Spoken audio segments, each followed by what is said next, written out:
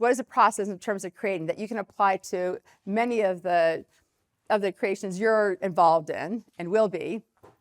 It starts with not knowing, and also it starts with creating many, many options. So this is in their studio in Japan, and what I love about this is that the answer was always, we will study. Not an answer that you would, not a linear answer. And it was a really fun process to be going back and forth with them iteratively, but also they had the same way of being in terms of being immersed. So after we selected the river building, it wasn't called the river building, it was actually the solution to a set of requirements, the architecture directive. And we selected the river building, I thought, okay, it's done. And no, it was like literally many, many years all the way up to the finish line while you're still iterating back and forth. That image of Teshima is in Japan, where they said, okay, now go out and see some of our other projects. I've now probably seen 15 so that I can understand how they were interpreting that architecture, again, being immersed. So this is the interior. You can see how it was situated on the hill, but the interior, this is a mind-blowing project. One art installation, and this is just opening when I took that picture. And then some other elements, so you start to think about materiality. And this is really intentional. It's not a very clear, it's more of a blurred, reflective space here so that everyone has their own entryway, their own entree in. And then this is a really important part of selecting them, is that I could see on the left that is this as if you're walking out in nature, and you're also can be having this experience all together, that long bench I loved. And then on the right, the use of glass, super fascinating.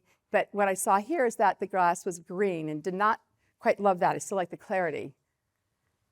And now the process. So this is a moment where I had to let Sejima Nishizawa know that the order of operations, we'd already been 2 years now into development, about to go into construction documents.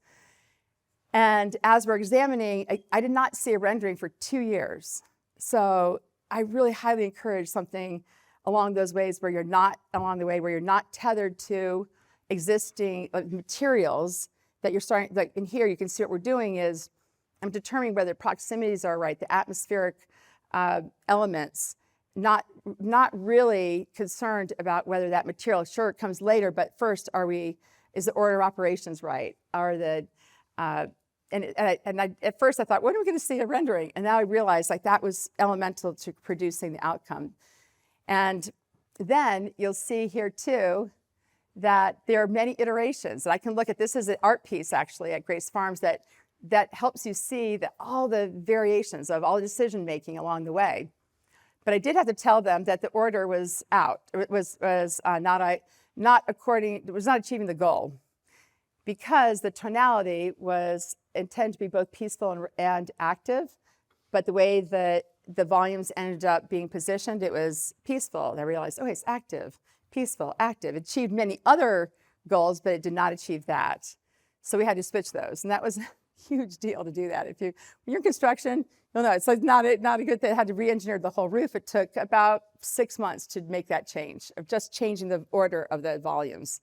But again, you really need to know and be confident in your vision of what you're trying to create, and you have to articulate what beforehand. You have to articulate the values you want to also embed, the team members that you want on you want to be a part of your team.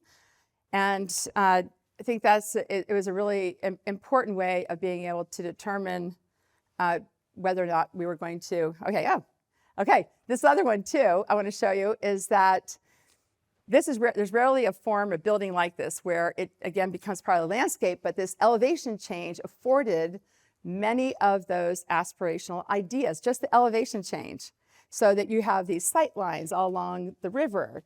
You're also even curious. Now, if it's glass, like what's happening here? What's happening over there? Versus opacity. And I asked for ambulatory experience because when you're moving, you're creating new perspectives.